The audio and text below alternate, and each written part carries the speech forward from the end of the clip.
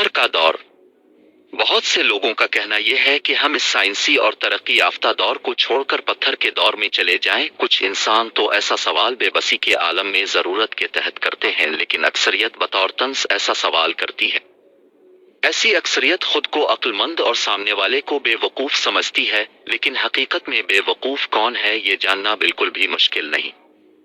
پتھر کے دور سے ان لوگوں کی مراد یہ ہوتی ہے کہ آج اس مشینی دور کے برعکس آج سے چند صدیاں پہلے کا دور جسے یہ لوگ پتھر کا دور کہتے ہیں۔ سوال یہ پیدا ہوتا ہے، سمندر، درخت، چرند پرند، پھل پھول پودے، سرسبز باغات سمیت طرح طرح کی مخلوقات یعنی جنت کا منظر پیش کرتی یہ دنیا ان لوگوں کو پتھر کا دور نظر آتی ہے، جس میں نہ زلزلے ہوں، نہ طوفان، نہ بیماریاں ہوں، نہ انسان کا غلام، جس میں رشتے ناتوں کی قدر اور اپنی جان سے زیادہ دوسرے کی جان کی فکر ہو۔ اس طرح اگر بات کی جائے تو خصوصیات کے انبار لگتے جائیں، الفاظ ختم ہو جائیں مگر خصوصیات بیان کرتے کرتے ختم نہ ہوں۔ اسے یہ لوگ پتھر کا دور کہتے ہیں اور جہالت کا دور کہتے ہیں۔ یہ لوگ بات کرتے ہیں سائنس کی تو سائنس تو کہتے ہیں علم کو تو عقل کے اندھو۔ تمہاری سائنس، تمہارا علم جسے تم ترقی کہتے ہو، وہ تو خود پتھر کے دور کی محتاج ہے۔ کبھی غور تو کرو، یہ زمین کا اگانا کیا یہ سائنس کی انتہا نہیں؟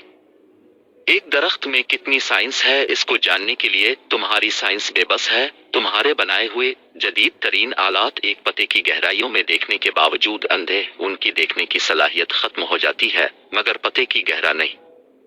دیکھو یہ طرح طرح کے رنگ برنگے پھول، یہ چہچہاتے ہوئے پرندے، کیا یہ سائنس کی انتہا نہیں؟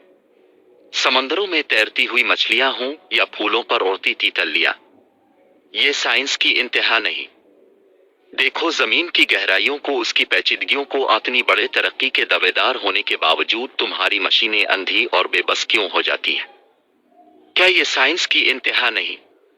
میرے رب کی تخلیقات کو پتھر اور جہالت کا دور کہتے ہو اور اس کا شریک بنے ہوئے یعنی اس کے کاموں میں مداخلت کرتے ہوئے دنیا کو جہنم سے بدتر بنا کر اسے ترقی کا نام دیتے ہو، جسے تم پتھر کا دور کہتے ہو۔ عقل کے اندھو، دنیا کی تخلیق اور اس کے نظام کو چلتے ہوئے کھرب ہا سال گزرے لیکن ایک رائی برابر بھی خامی یا خرابی پیدا نہیں ہوئی، مگر جسے تم ترقی یا خوشحالی کا نام دیتے ہو۔ تم جیسے انسانوں نے زمین پر جیسے ہی قدم رکھا، جیسے ہی انسان زمین پر پدیاری تو زمین کا سارا نظام ہی درہم برہم کر دیا۔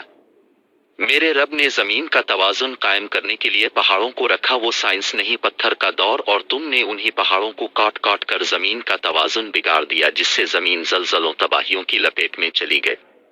یہ دور ترقی کا دور ٹھہرا۔ واہ کیا سائنس اور ترقی ہے تمہاری! میرے رب نے انسانوں کی ضروریات خلق کی، ان کے استعمال سے کبھی کوئی بیماری لاحق نہ ہوئی، کسی بھی انسان کو کوئی خرابی نہ ہوئی، یہاں تک کہ پیٹ تک نہ پھولا۔ اور یہ حضرت انسان ہے کہ اسی رب کے کاموں میں مداخلت کر کے اسی کی مخلوقات کو فساد زدہ کرتا ہے اور پھر الٹا الزام اس پر ہی عائد کرتا ہوا خود کو ترقی اور خوشحالی پسند قرار دیتا ہے، اور اس کے بعد مزید فساد کے لیے اپنی راہ ہموار کرتا ہوا اپنے ہمنوا تیار کرتا ہے۔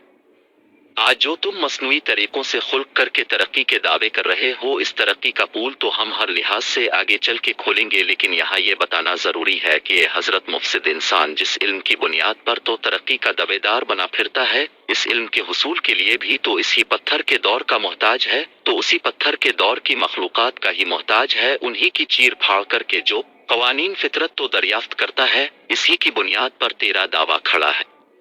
ذرا اپنے پیچھے تو جھانک، اے حضرت مفسد انسان! پہلے اپنی اوقات تو بتا، تیرا اپنا وجود بھی اسی دور سے مشروط ہے جسے تو پتھر اور جہالت کا دور کہتا ہے۔ اے حضرت مفسد انسان، تجھے جو وقت دیا تھا، جو مدت تیرے لیے معین کی تھی، جان لے وہ مدت آج پوری ہو چکی، اب تو صرف اتنا ہی وقت ہے جتنا خواب کے دوران بیدار ہونے میں ہوتا۔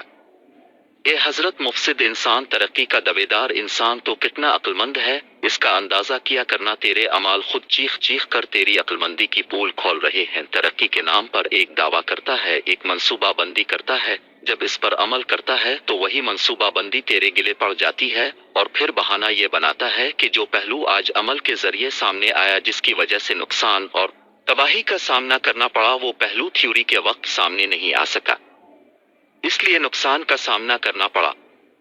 اے حضرت مفسد انسان، ترقی کے دعویدار انسان، چل تیرا یہ بہانہ قبول کیا۔ لیکن یہ کیا جب تو یہ غلطی نہ کرنے اور اپنی تھیوری کو پرفیکٹ ہونے کے دعوے کے ساتھ جب بھی عمل کے میدان میں اترتا ہے تو پھر وہی ہوتا ہے، اور یہی کرتے کرتے تو نے آج اس دنیا کی کسی ایک مخلوق کو بھی ٹھیک نہیں چھوڑا، تو نے اس دنیا کی تمام مخلوقات کو فساد زدہ کر دیا اور ان کو عیب زدہ کر دیا، ان کے اندر خرابیاں پیدا کر دیں۔ پوری دنیا زمین و آسمانوں کو فساد زدہ کر دیا، ان میں خرابیاں کر دیں، زمین کی ایسی حالت کر دی کہ عنقریب اس کا انجام وہی جہنم ہے جس کا تم سے وعدہ کیا۔